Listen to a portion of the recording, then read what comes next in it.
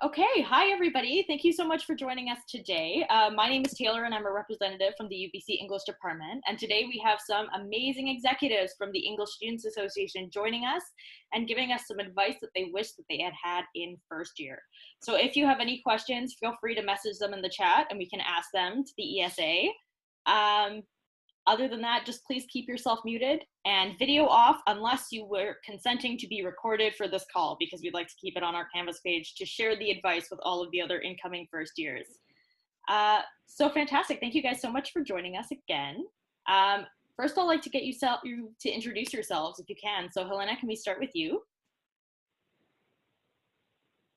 Helena, you're muted. This did not start well.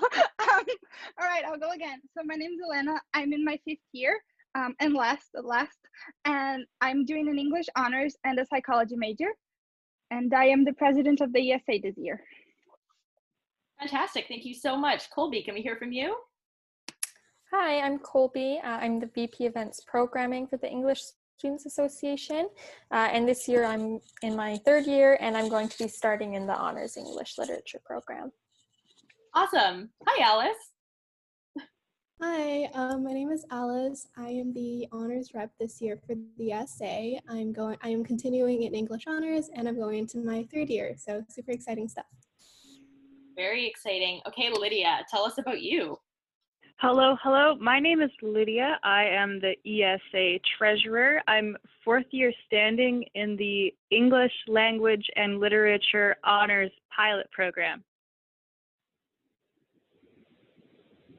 Fantastic. Okay, now this question can kind of go out to all of you, so maybe you could do a little hand put up, but can you tell us about the ESA? Maybe as president, Helena, we can start with you. Sure. I'm not muted this time, I think. The ESA is the English Student Association. So we are here to represent students and try to make your experience of being an English student better. We organize a number of social events. In previous years, those have been things like ice cream cake social and pub nights. Now there'll be some of the similar events going on online and also some new events that we're thinking of. We also do some academic and career-oriented events, such as like Meet the Profs, we're planning on doing advice for grad school applications, thesis workshops, essay workshops, career nights, things like that. So there's quite a variety of events that we're hoping to host this year. We also have a blog, and we have we have the Garden Statuary, which is an English undergraduate literary journal that you can all submit creative and academic pieces for if you're interested in getting published. That's fantastic. Do you guys have anything else to add, Alice or Lydia or Colby? Yeah, just a little bit more about the Garden Statuary is that we accept prose, poetry, academic papers, and multimedia pieces. And you're welcome to submit more than one piece, and the deadline for that will probably be sometime in October. So if you're interested in that, keep an eye out. And if you're in classes with any of the editors, we'll be doing classroom announcements as well closer to the time. Okay, that sounds great. So how can students find you on social media or however else? I guess this year is a bit weird for that, but our social media, we are trying to keep it super active. So we are on Instagram and Facebook. We're also on Twitter, but I'd say the main ones would be Instagram and Facebook. I will put up our handles in a minute. And we also have a website. We'll have a newsletter as well. So we'll share the link for the newsletter. And then if you want to be added to the ESA newsletter, you can just fill that out. It's very simple. Just, put your name and email and stuff. And I think can we share that on the chat, the link for the newsletter? Yeah, for sure. That would be great. So I'll do that, and I'll also put it up here. And then we also have, worth mentioning, we have a survey that we've prepared to ask students what you're interested in, because the whole point is that we are representing what students want. And, in previous years, we could have kind of gone with tradition, but this year we really can't. So we are trying to, think as much as possible about what can be done online. And I think creating a sense of community is our priority. So we've thought of a whole bunch of events that we might try to do, and we want to ask students about, what would you like to see in the ESA. So you can fill it out super short, like 5 minutes, and it's your chance to tell us what you'd like us to do as well. And we'll definitely take all the feedback super seriously. So I'll put all of those links up in a second. That's so fantastic. Thank you so much. It'll be such a good way to make community this year when things are so strange. Do you guys have anything else to add, Alice or Colby or Lydia? Are we okay? I think they all said pretty much everything. They were super concise. Okay, in that case, maybe it's time for some advice for your first year selves. So I've got a few questions for you. And again, anybody who's just tuning in, you are more than welcome to ask questions in the chat and we will get them answered by the ESA execs. So just to start off a little generally, if you had one piece of advice to give your first year self now, what do you think it would be? Maybe we can start with you, Alice. Yeah, for sure. I think if I could give one piece of advice to my first year self, and I'm guessing this doesn't necessarily have to be academic either, right? Like, okay, because I think definitely one of the things I really feel like I missed out on in my first year was just like getting to know campus and getting to know all of the like possible experiences I could have on campus, especially like professionally and academically, I guess. But like I didn't really like go out. I didn't really like look into any clubs. I didn't really like look into any like professional opportunities I could be doing in first year or even in second year. Most of the things I've done, I worked as a CA this year, but I kind of just like signed up on a whim. So I kind of wish I was more prepared for, and like I kind of wish I knew more about those opportunities. So like I just like kind of wish I went to like career fairs and like took advantage of all the things that UBC actually offered in terms of those resources. Awesome. What about you, Colby? Yeah, I think that for me, a big thing was before I came to university in high school, all of my teachers and previous students at my high school, everyone I knew was telling me how hard it was going to be, and I would have to pull all-nighters all the time, and it was so, so hard. And I feel like that is not really the case. As long as you have good time management and you're disciplined and focused. But I think when I came into university, I was so stressed out by what people had told me that I was just so focused on school and nothing else in my first term because I thought that's what I had to do. So I would just tell myself, like, academics aren't anything, and it's possible to do well in school and also have a life. So like, don't focus too much on school at the expense of having a social life, getting involved in extracurriculars and things like that. And then also I would say, don't be afraid to talk to people, because most people are also looking to meet new people and make new friends all the time. So just put yourself out there and don't be too anxious about it. Okay, great. Lydia, what about you? Yeah, can you hear me? Yes, we can. Amazing. Yeah, I think I would tell my first year self to like participate in class and go to office hours and sort of get the maximum possible out of these courses that we're taking, especially office hours. I think in first year I felt kind of guilty attending, thinking about like, oh, I'm not but a first year. I'm only wasting everyone's time. But as the years have gone on, I've come to understand that like the like point of office hours like is that learning and engagement, and it can be a really enriching experience to have that one-on-one or small group time with a prof. Yeah, that's definitely true. And actually, I was going to ask as well if you guys have any advice at all for how to set up relationships with profs outside of class. Is that going to office hours, or is there anything else that you kind of like to do to get your foot in the door? Lydia, do you want to carry on with that? For sure. I think class participation and in pre-COVID time, sort of chatting after or before class was really helpful to like if the professor is studying something you're interested in, you can kind of like talk about their research and get a sense of their work, which can be really cool. and has been my main go-to. I've also had a lot of success with like informational interviews where I like cold email professors in other departments and sometimes in English for like 15-minute chats about what they do. And like a shocking number have been super receptive to just like talking about their career histories with a rando. So, you know, that could be worth it. That's great advice. Does anybody else have any advice along this way? This thread? Yeah, Helena.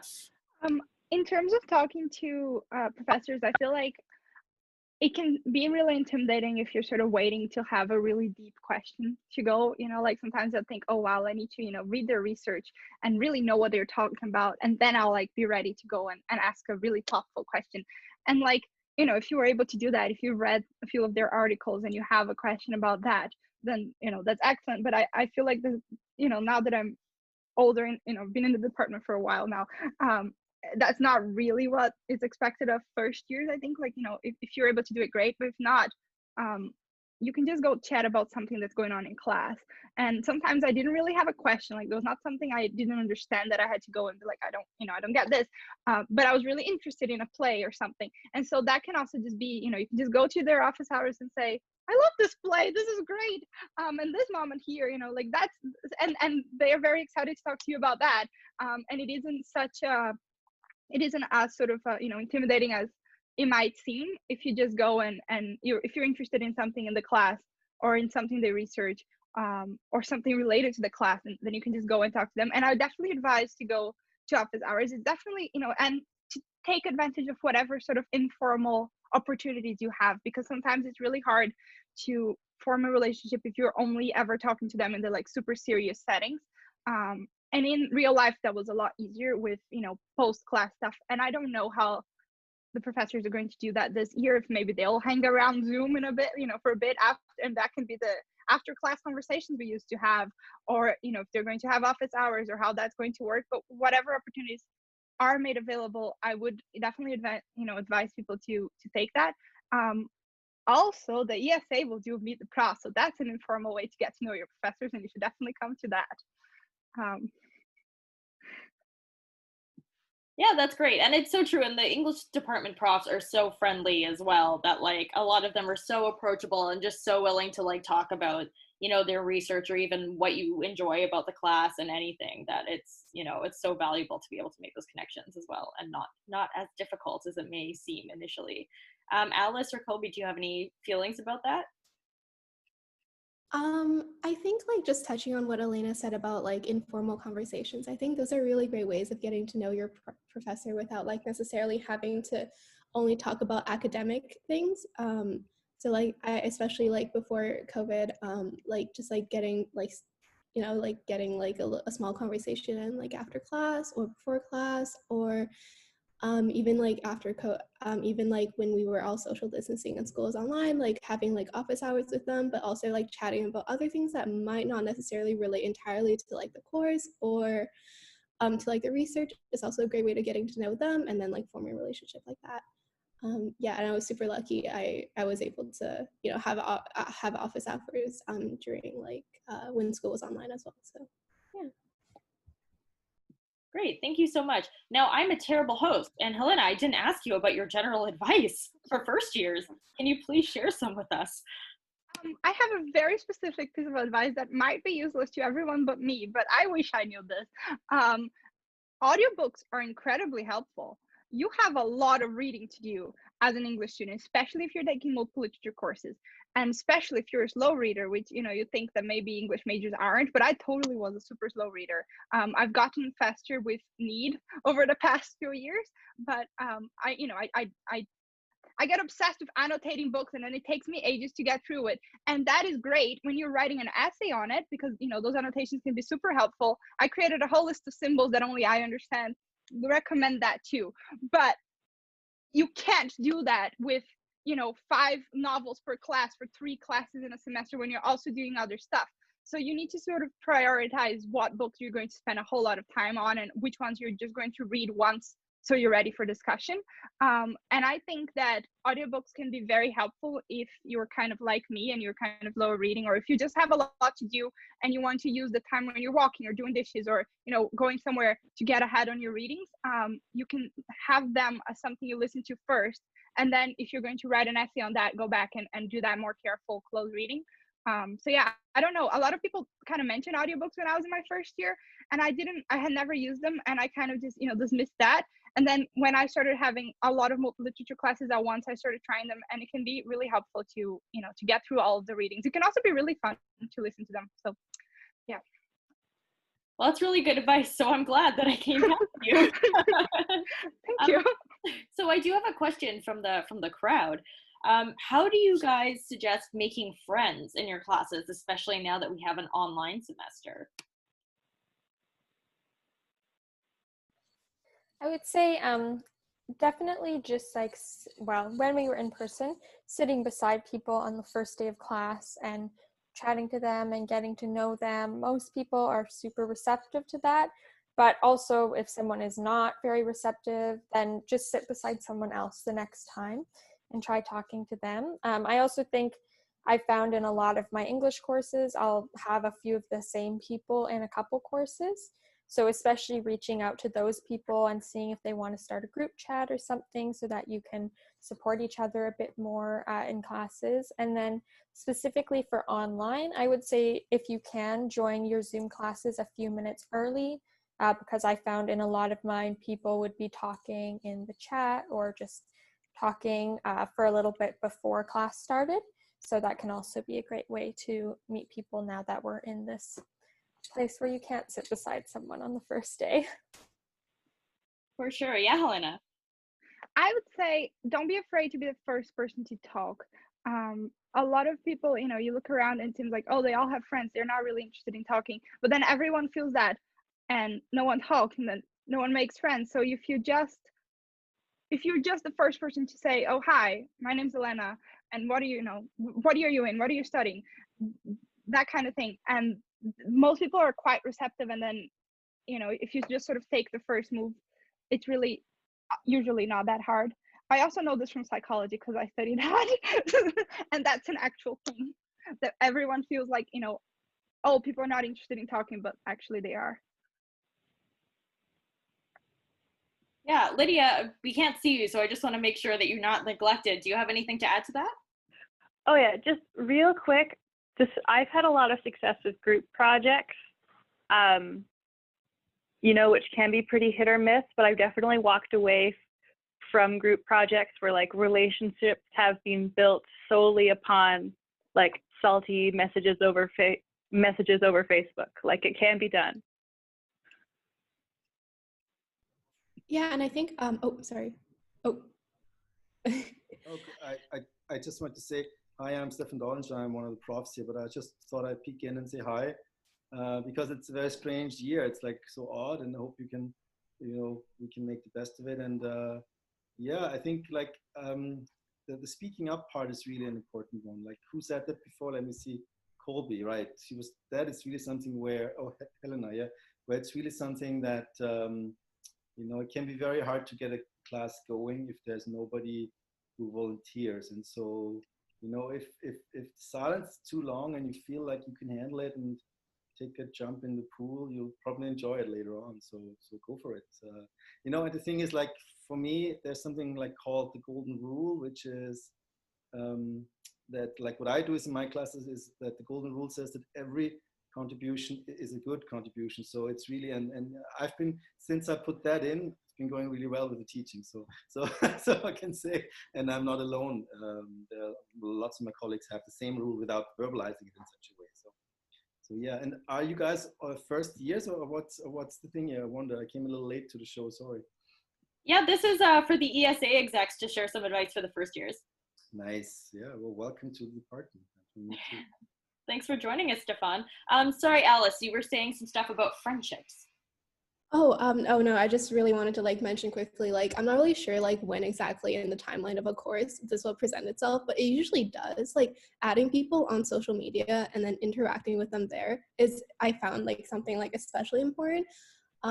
like especially like say like on Instagram or like on Facebook and stuff like that. Like, so as Lydia and Elena have mentioned, like definitely I really like interacting with my peers on Instagram. That's kind of, I don't know, I feel like I formed a couple of friendships like that. So I feel like especially with like online learning and social distancing, I feel like that would be probably like a more important aspect of making friends in a new class. So yeah, I just really wanted to mention that really quickly.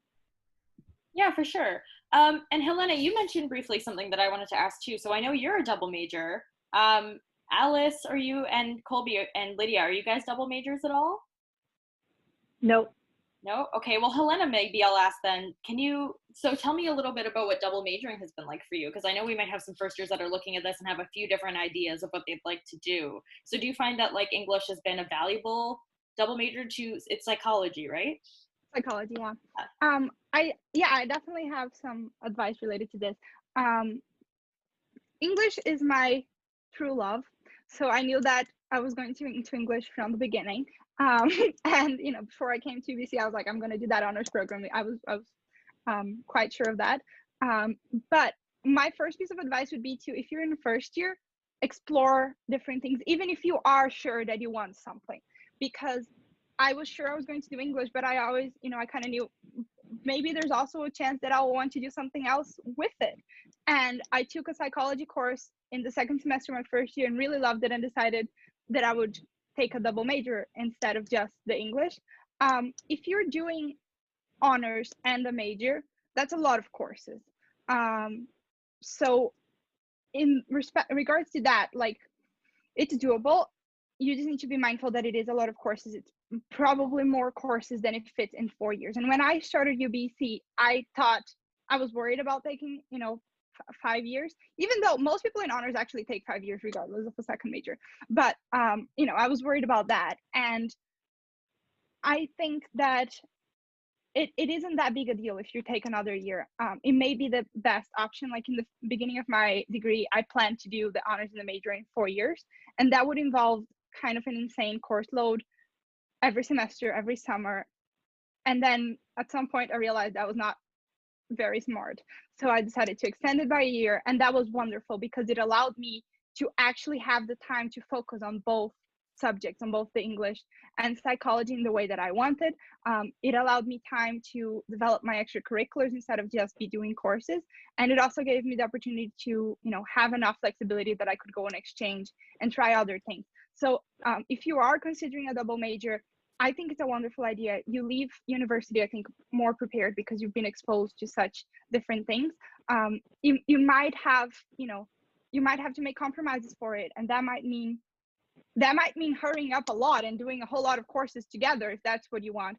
It depends a lot on each person's circumstances. If you're an international student, it might not be possible to extend it by a year. If you are a domestic student, maybe you can, maybe you can't. But in general, I would say, don't be super. I came with transfer credits from high school, so I was like, maybe I can do my honors degree in 3 years, and here I am for 5. And I don't regret it one bit. I think it was a very good choice to extend the undergrad and take all the opportunities.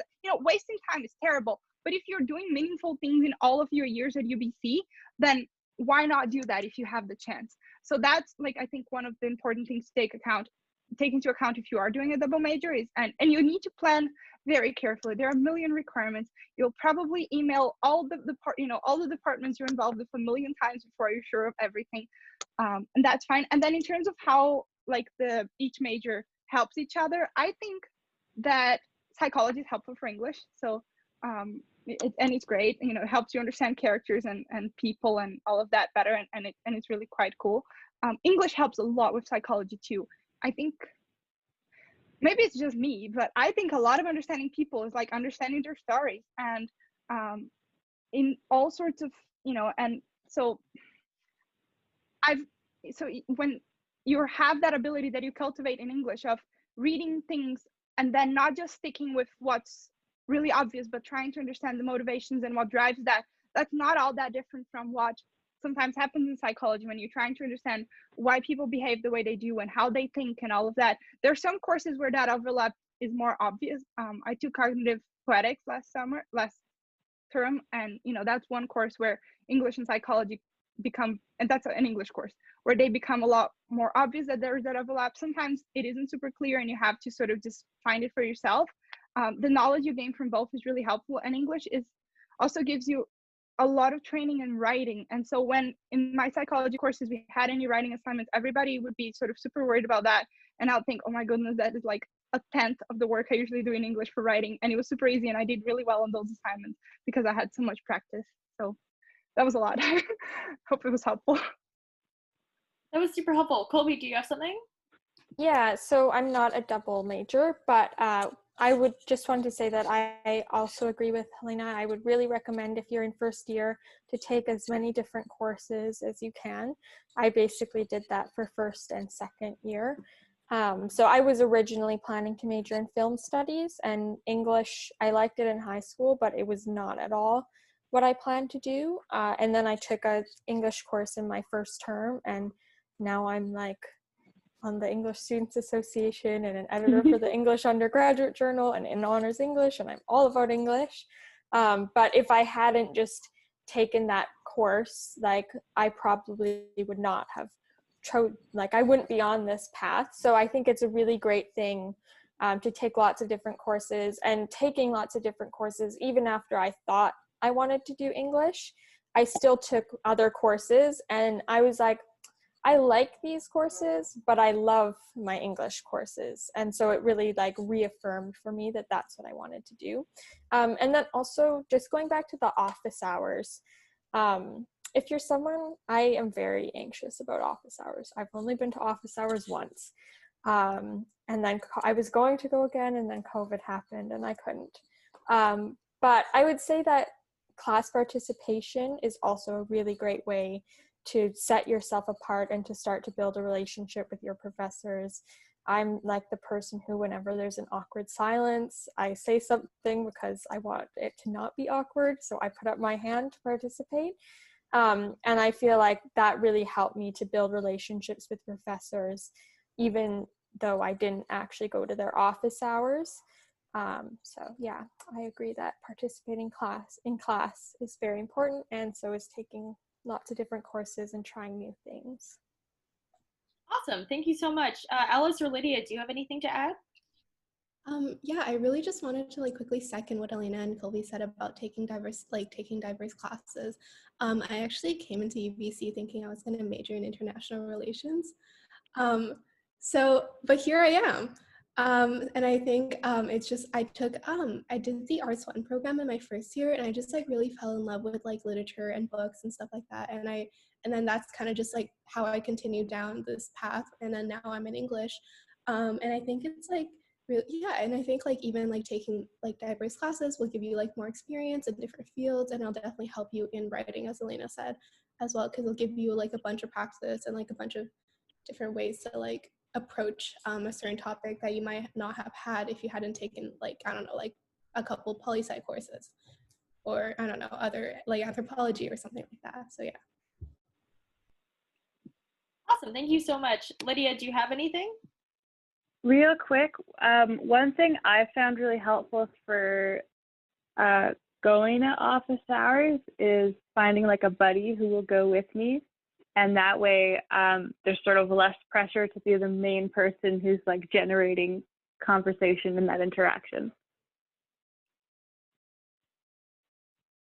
That's a great idea. I like that too. I've had students come to my office hours, and it's nice when there's 3 of us because it does feel like it's a less pressure-filled conversation. So it's not weird. Bring a friend.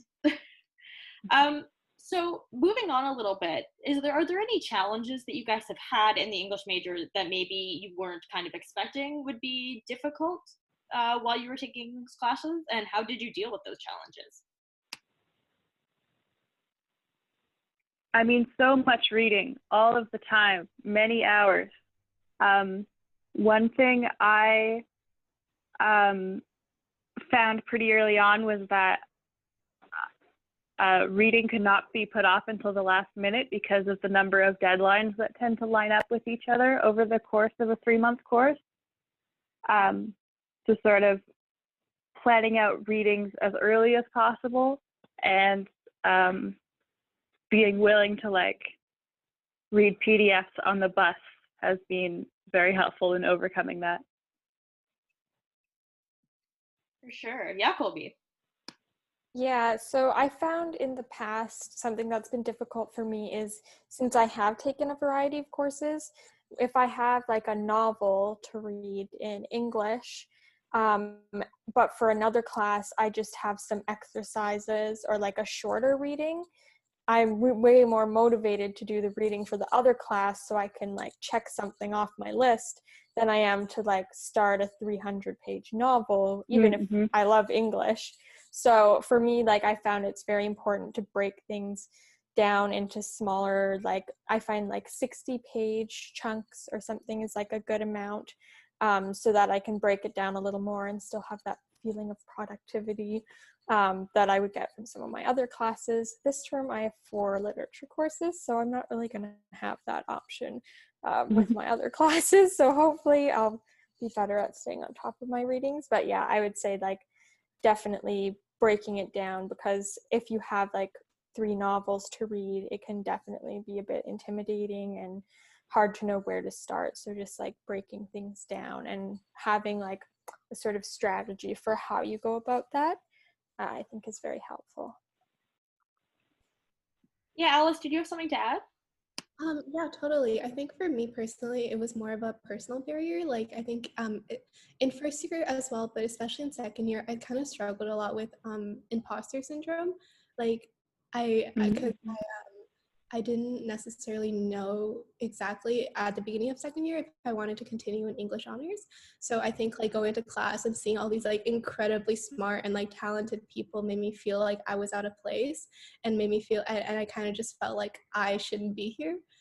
Because I'm not as smart as them. Like I don't sound as eloquent as them when I speak, and it's just like, and it was just like a big personal barrier for me to get past. And I think it's just like, even in like first year as well, it's about like realizing that like, you know, like I'm here for a reason. Like I made it here. You know, I belong just as much as they all do, and it's just like, but it's really tough. Like it's like a tough thing, and it's like it's something to be learned. I feel like personally, anyways. But yeah. So not exactly academically related, but also a little bit related to that. Helena, do you have anything to add? I find that starting essays early is really hard. And then when I did start them early, they also got so much longer that it wasn't early enough still. So, and then, you know, even when I do start them early, when it's really close to that line, I still find myself doing a lot of the writing. So I think that can be really challenging when you have big, like really big papers to write, knowing how to actually start, you know, and plan your time for those. I think that I don't really have an answer. I wish I had for myself, but I have a few things that could help. And I think one of them is that if sometimes you need to start writing before you really know what you're saying.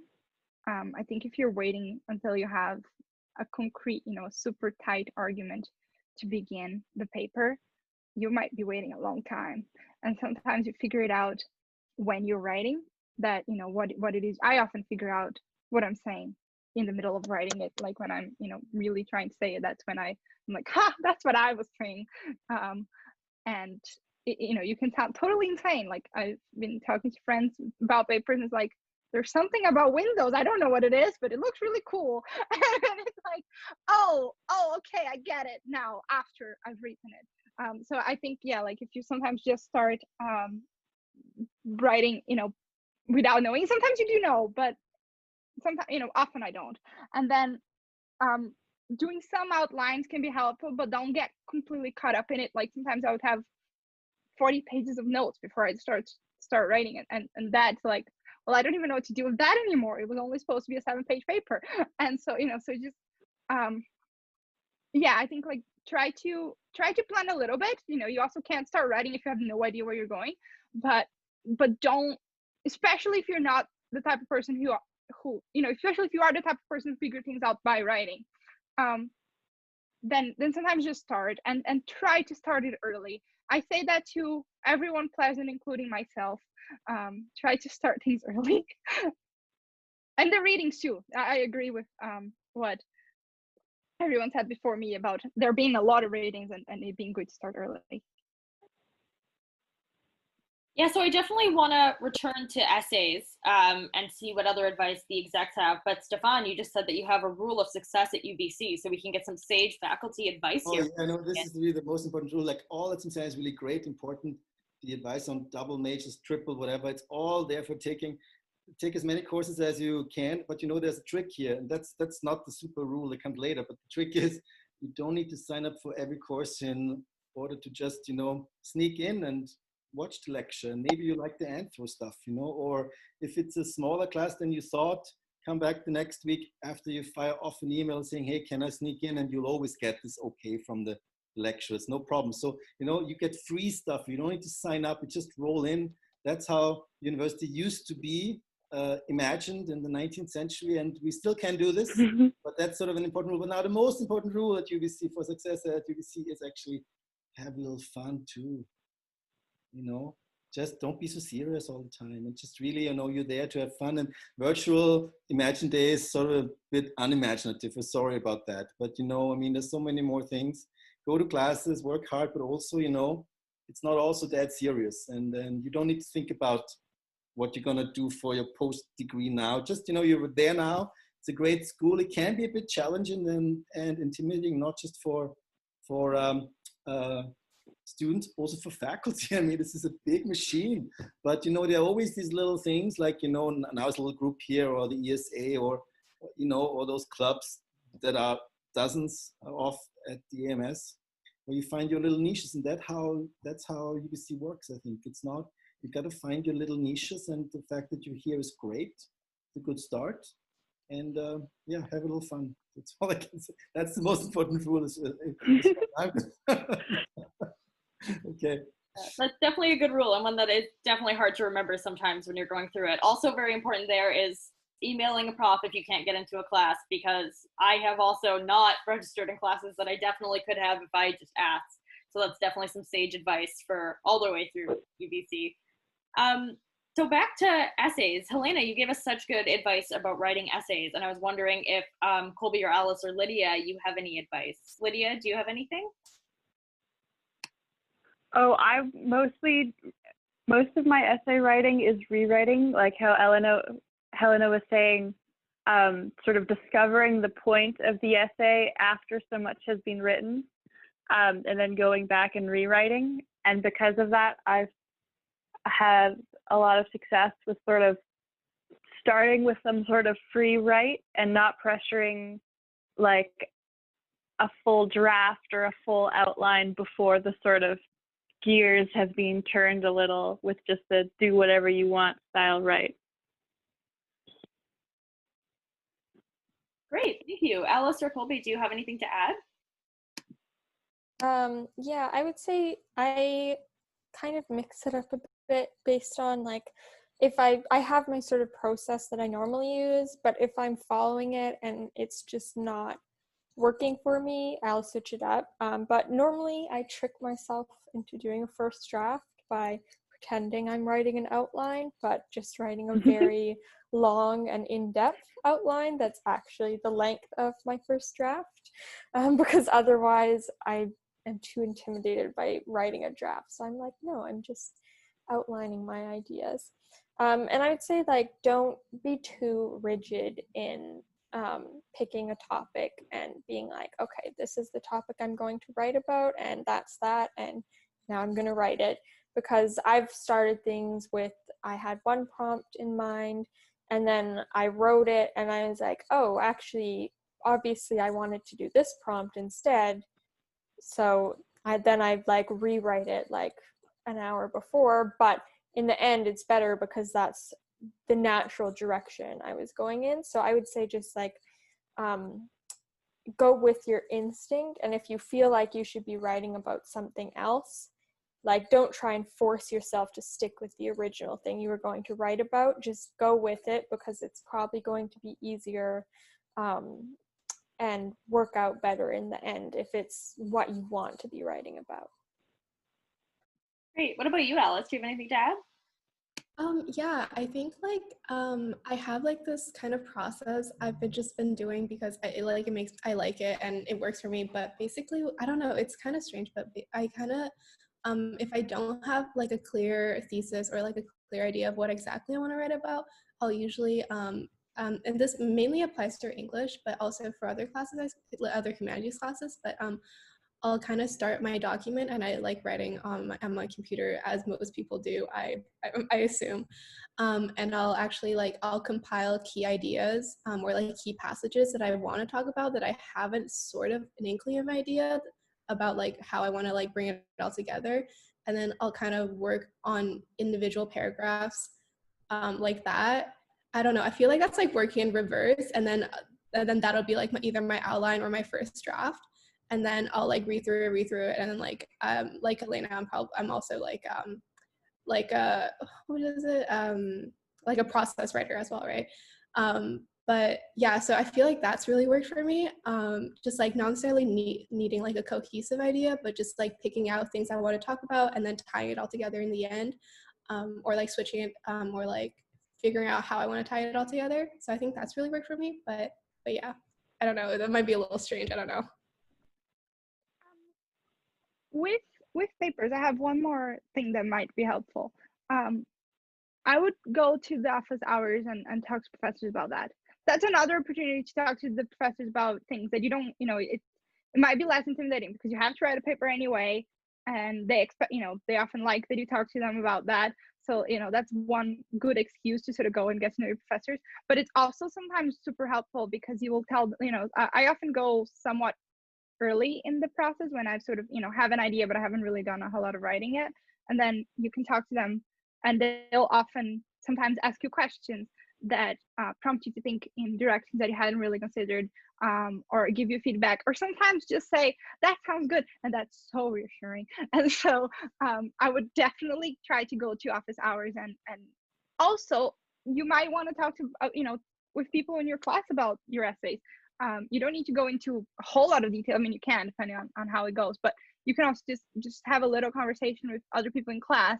And sometimes knowing what they're doing can be reassuring, and also an opportunity to get to know people and make friends and all of that. So Great. Now, what about exams? Do you guys have any pro tips for studying for English exams at all?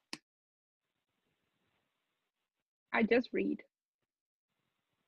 I don't really take any notes, but I feel like, I don't know, I don't. I tried and it did not work for me.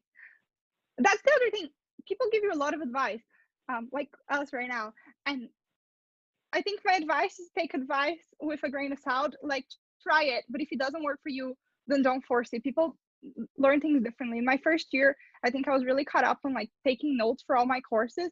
And then I realized that the time, I was spending so long trying to take notes for everything that I ended up like, I would study half of the material super well, and then the other half have to like read through in a hurry because there's no time to take that many notes. And so you kind of have to see also, like, I'm slow at taking notes. If you're fast, then maybe it works for you, but just sort of try things out. It's worthwhile. If people giving you advice, it's probably because it worked for them, so it's worthwhile trying that. But if it doesn't work for you, then don't force it, and try something else that might work better. And I definitely think it varies with the kinds of classes I took Latin for 2 years, and there's a lot of memorizing for that. And for those, I would take very detailed notes, and I had to. There's no way to remember all that stuff without that. But for English, I don't. So, it depends on what you're studying for. Yeah, for sure. And it's definitely worth noting too that not all English classes have exams, and those tend to be a lot more writing based. Whereas if you're taking English language courses, they tend to have exams more often. But Colby, do you have any advice for studying? Yeah, I am not a big studier for exams in general. I have a good memory, and I would prefer not to. But in my experience, like, English lit exams tend to be just writing essays most of the time, if there even is an exam, which I love an in-class essay. I do not enjoy in-class essays where you get the prompts in advance, because then I feel like I have to prepare for them. But for exams, normally, like I would say, in English, you prepare for your exam over the course of the whole term. And like if you're trying to really cram, it's not really going to work. So I would say the most important thing is stay on top of your readings, go to class and pay attention. And then when exams come, you know, there's not that much you can do for English besides maybe review your notes from in class, review the plots of the books, because there definitely have been times when I went into an exam and I was like, wait, was that person their brother or their uncle? Or like, so like, just like, you know, read a summary of it to refresh your memory. And like maybe if you can, like have an idea in advance of like, okay, I'm going to write about like this book. Like if you know that you're going to have options, so that you don't have to worry so much about like reviewing everything, you can focus a bit more. Alice, do you have anything to add? Not really, no.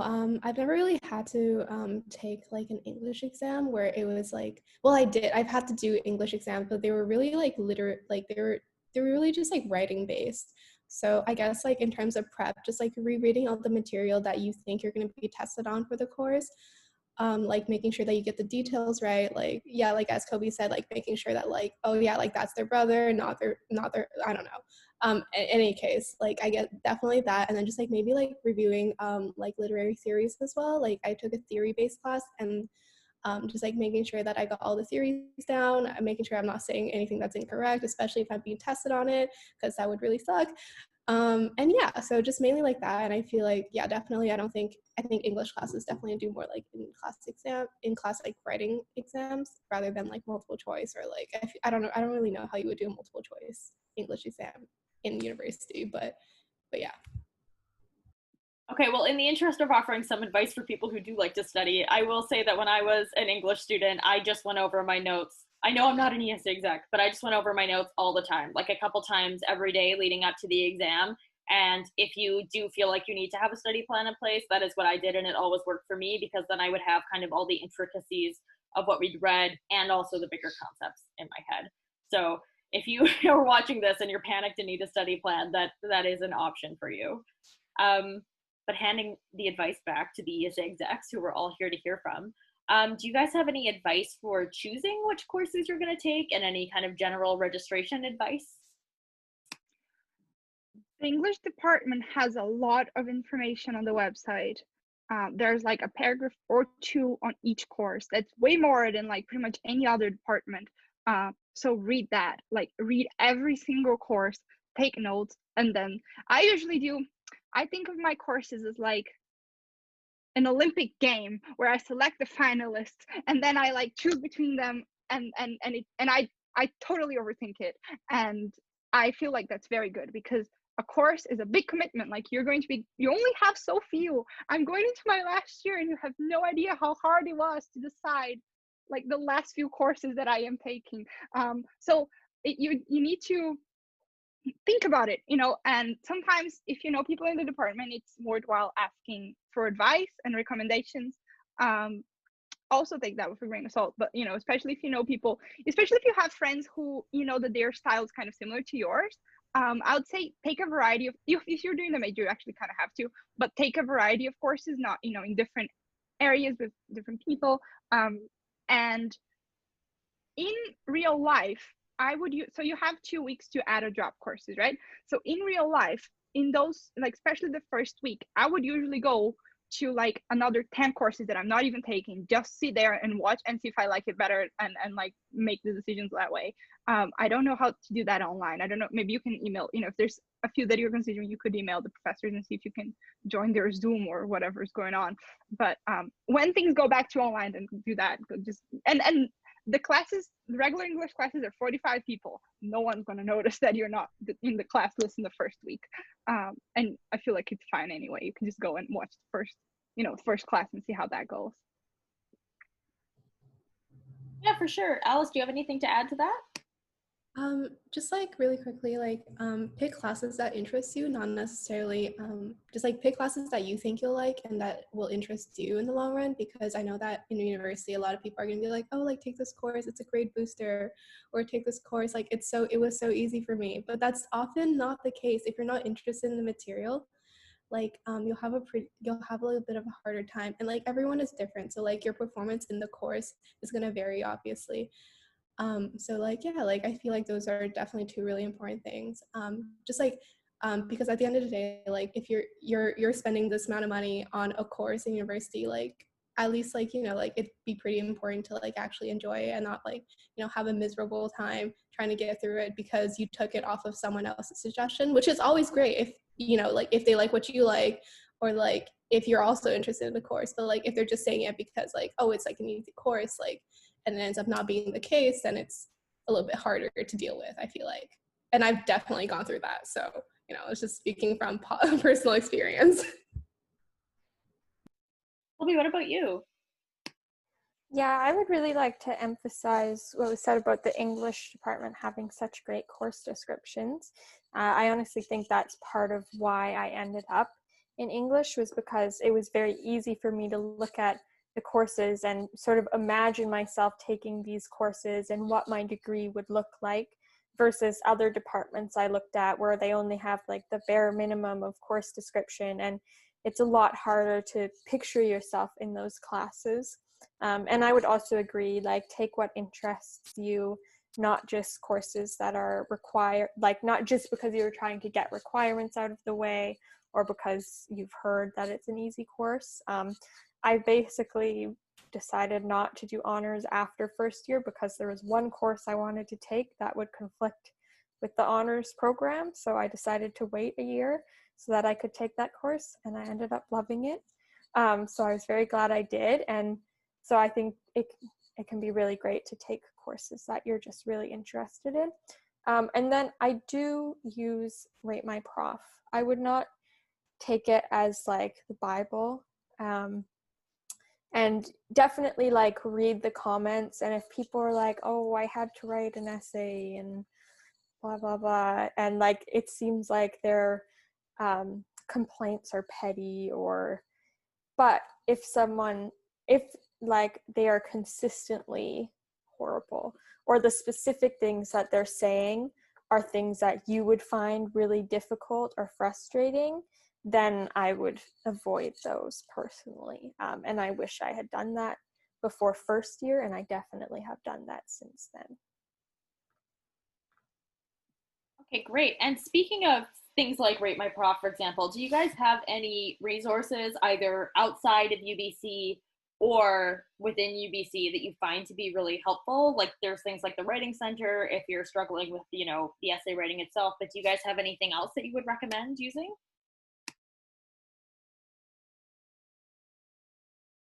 Alice, do you have anything? I guess like going off of like friends' recommendations on professors, like we're like connecting with people who have taken that class, and getting their opinion on the professor, and then that class, obviously it is going to be biased, so like there's also, like take it with, I suppose like take it with a grain of salt as well, but it's also a really great way to like gauge if whether or not you'll mesh with their teaching style, or you'll mesh with their course style, with their course organization, etc., stuff like that. I found that like that to be really helpful. But yeah, that's pretty much all I have on that. With the courses, the other thing is like, if you do have those 2 weeks to check things out. So I'd say read the syllabus super carefully. And if it looks like you're not going to like the course, then drop it and switch it for something else. If in the first week there are a lot of red flags, chances are things are going to get worse. And if, like only you can judge how much you need a course, and sometimes it's a requirement and you don't really have much of a choice. But yeah, like take those 2 weeks. Like it's a really good opportunity that we have those 2 weeks to decide. So that goes for trying other courses, and also to like taking the ones you registered in like seriously, and looking at what's there. With resources, did you mean like UBC resources for things in general, or for course planning? Yeah, like if there's any writing resources that you'd like to use kind of within UBC or offline. No worries if not. I don't know of any. I would take this opportunity though to say that if you need resources for as a student in general, then you can probably find a lot of things. It's sometimes difficult to navigate because there's so many things, but in terms of sort of mental health things, there are a number of options if you need that. There are services like Empower Me, which gives people a chance to talk to counselors or sometimes student support. There are different clubs, there are different services run by the AMS. Some of them you have automatically access to as a member of the AMS because of your health, the AMS health insurance. So check those out if you need that. There's also like access and diversity. Sometimes you might need to talk to arts advising or enrollment services, but all of those things, it's difficult to tell people to go to one place, or like counseling services sometimes might be one good place to go, but there are many different things. So if you need anything, sort of try to Google it, and there are, I know it can be kind of disorienting because there's so many different things that are available in the university, but know that they are available, and so if you need them, you should definitely go. And there is a writing center. I've never used it, but there is one. Yeah, for sure. So I think and kind of what I'm getting from out of your saying too is that like if there's something that you need, UBC does probably offer it. So maybe that's an important thing for first years to know, is that whether it's a mental health resource, general academic advising, things like the Center for Writing and Scholarly Communication, which helps with writing, and it also has a great guide to like plagiarism and academic integrity. If those are things that you're concerned about, UBC does have a lot of resources for students that can be really helpful, whether they are directly related to your research or not. Colby, do you have anything to add to that? Yeah, so I would say I don't condone not reading the books, because otherwise, why are you here? But sometimes things happen and you're not going to be able to get to everything. So I would say if that is the case, and I have been in a case in first year where I was assigned a notoriously long and difficult novel, and I was told specifically that I wouldn't have to write about it, and then lo and behold, the first day after reading week, we were assigned an essay on it, and at that point, it was too late for me to do anything about it. So in that case, I would really recommend finding a good detailed online summary and making notes on it as if you were reading the actual book, and then try and narrow the focus of your paper to something specific enough that you can just read that section of the book. And hopefully, if you can find a good detailed summary, like the ones on Shmoop, the one on Shmoop is the one that I used in this case, then it should give you a good enough understanding of it that reading the one part and getting quotes from that will be enough to write a good paper on it. Again, I would not recommend doing that, but sometimes things happen and you just have to do things that aren't ideal, but yeah. Yeah, things definitely happen. Things like Shakespeare is also hard too. So sometimes if you need a little backup on your Shakespeare reading, like definitely read the Shakespeare first maybe. And things like for prepping for exams too, I think having kind of online synopses are really good to kind of refresh your memory of the plot points without having to reread, all 5 of your novels before the exam. So I just have one other question for you guys before we wrap up, and it's kind of for the overly ambitious students perhaps. But do you think as undergraduates, what kind of opportunities do undergraduates have to maybe publish their work or to present at conferences? I know the ESA, for example, has the journal, the Garden Statuary, and also the Colloquium, which allows students to go through the ESA. So can you tell me a little more about that, or any other opportunities you guys have found to share your work? Yeah, so the Garden Statuary, we have 2 issues every year. So we have one for the fall term and one for the spring. And the spring, we also do our paper issue. So you can check the Garden Statuary on Facebook. The ESA might also be posting those deadlines, so you can also follow us if you want more information on that. So the fall one the deadline will be probably in the first couple of weeks of October. And then the spring one probably in early February. And again, we accept prose, poetry, academic, and multimedia pieces. If you're also interested in being an editor or an illustrator for the Garden Statuary, applications should be opening soon for that. So keep an eye out on that, and you can go on the Garden Statuary website for that. And then the ESA Colloquium, we generally hold in the spring, or late winter, early spring. So last year it was the end of February. So I actually presented at the colloquium last year. And it's a really great opportunity because the Garden Statuary does get quite a lot of submissions. And generally the colloquium does not get as many. So if you're sort of nervous about that, or you're having some imposter syndrome, you don't think you would be able to get into the Garden Statuary, that's definitely a great place to apply, and also get some editorial experience if you want, because we'll also be hiring editors for that. So that one is focused on academic papers. I think it's like 10 to 15 pages long, although mine was only like 5 pages. So you can submit something shorter or longer and edit it however you need to. And that was a great experience for me personally, since I've done a lot of work as an editor, but I hadn't really experienced the other side before. So I really enjoyed doing that. It was a lot of fun. I would also say attend the colloquium, because we don't get a ton of people attending it as much as we do some of our other events, and it's really fun. It's a really great experience. There's free food well, this year we will not have free food if it's online, but it's still a really fun experience. And there's also professors who attend, so you can meet some of them. And then I would also say just keep an eye out, because lots of faculties have their own English or their own undergraduate journals. So history, philosophy, media studies, there's lots of other ones where you might have a paper from an English class or from another class that you could potentially submit there. So in particular, I'm on the lookout for that, because I'm an editor for the English things. I can't submit there, but I could submit my work to other departments, because they're generally open to anybody.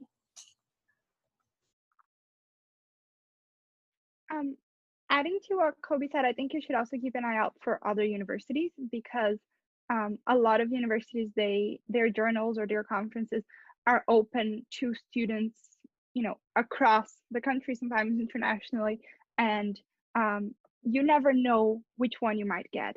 So I would say sort of try to apply to as many places as possible, and not really, the thing is, you have nothing to lose. It's maybe a little bit on your ego, but your ego will be fine. So try things like, with other things that in life, risks sometimes come with big consequences, but with things like this, there are no consequences. If they said no, you maybe lost a few minutes you spent editing the paper, and now the paper is edited and you can send it somewhere else, so you really didn't lose that much at all. And there's really nothing bad that comes from those things. So just try, and you never know which one is going to work. And look at, often the department will sort of forward invitations for, calls for papers from other places. So keep an eye out for that. Also Google it. And then there are a number of undergraduate journals and undergraduate conferences. In my third year, I got to go to a conference at Bishop's University in Quebec, an undergraduate conference called Heart and Souls, and it was wonderful. It was a really wonderful experience. I got to present the paper, and the paper got published in by them. So and I'd applied at the same time to multiple things, and then only one of them worked out. So, but then the only one that's going in my resume is the one that worked. And so people, when sometimes they look at other students who've had those opportunities, and it's like, oh wow, they did so many things, and then maybe they get one rejection and get discouraged from trying again. But what you haven't seen is that for people who have one publication, they probably have 10 rejections, and you just have to keep trying and send those things. And sometimes the things that work are really like unlikely. Some of the opportunities I've had in terms of conferences were things that I definitely didn't expect would work at all. And then some of the things I thought, oh wow, that looks like the great chance, didn't work. And so you really don't know. Those things are completely unpredictable. So keep an eye out for things in different places in Canada, and sometimes even abroad, and just send your papers. Awesome, thank you so much. Alice, do you have any? Oh, Colby, do you have something? Yeah, I just wanted to add that I would just make sure, like, you don't your paper doesn't have to be like super serious or intellectual or anything to be accepted. The paper I presented, my editor told me that part of why it was chosen was because it was a more fun paper. So it was about Frank O'Hara and how Hollywood is portrayed in his poetry, and I talked about Britney Spears at the conference, and it was really fun, or at the colloquium. So like, you know, don't think that you have to be very serious and it has to be like a super academic topic, because anything can get chosen. And sometimes if they've been reading a lot of very like dense and heavier essays and yours is more light and pop culture-y or something, that can make yours stand out. And if they're trying to plan like a more engaging event, that might be exactly what they're looking for. So, you know, don't think that because yours isn't, you have different interests than other people, or yours doesn't seem quite as like literary as other people's, that doesn't mean that you can't submit it and still get accepted. So, you know, the more variety in submissions, the better. Great. Alice, do you have anything to add to that? Not really, no. I think Kobe and Elena really, really talked, they did a great job summarizing a lot of the things that I thought about, but yeah, no, not really. Okay, well, awesome. Thank you guys so much for your time. Helena, Alice, Colby, and Lydia, so many amazing ESA execs that you guys got to meet today. So do not forget to look up the English Students Association, and they have lots of events going on for Imagine Day. They will be hosting the English department for the main event on September 8th as well, so we would love to see you for that. So keep your eye on the ESA, including the survey that they've got coming out about social events. Great, thank you guys so much for your time and the great advice. Thank you. Thank you. Take care, everyone, and have a good first year.